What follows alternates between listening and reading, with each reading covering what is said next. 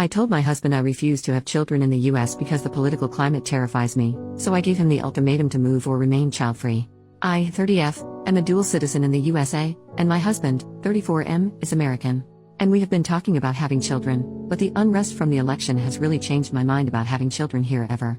No matter the outcome, this is not a financial issue, either. I'm decently well off from my work. I am an engineer. The issue is, this country literally terrifies me right now. It's not the country I moved to in college. It's horrifying, and every day I talk to anyone or walk down the street and see someone talking about their political affiliation here, it makes me seize up. I feel like I'm my great-grandma watching Hitler come into power. She described the realization to me once, and man, it feels eerie. And honestly, it doesn't matter who wins.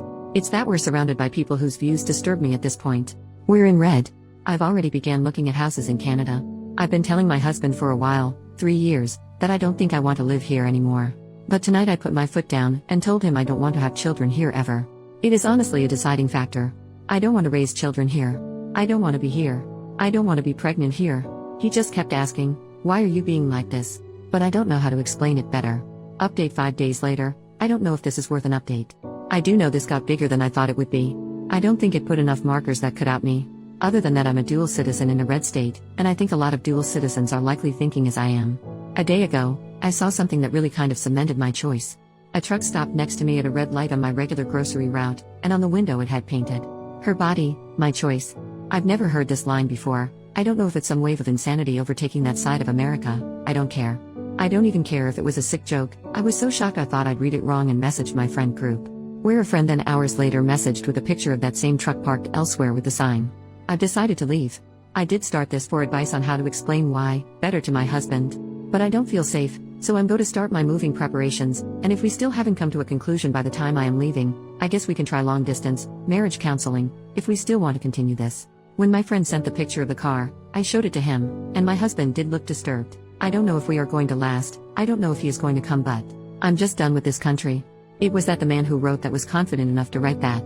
It's when cruel and sick people get that confident, that I know it's time to leave. So I did tell him today in as many words that I didn't want to stay anymore, and will be leaving. I told him I can't make that choice for him, but for my part, I hope he chooses to come, like I chose to stay for him for as long as I did. I had a planned trip, but I have extended it. I'm going to visit my family for longer to look at areas.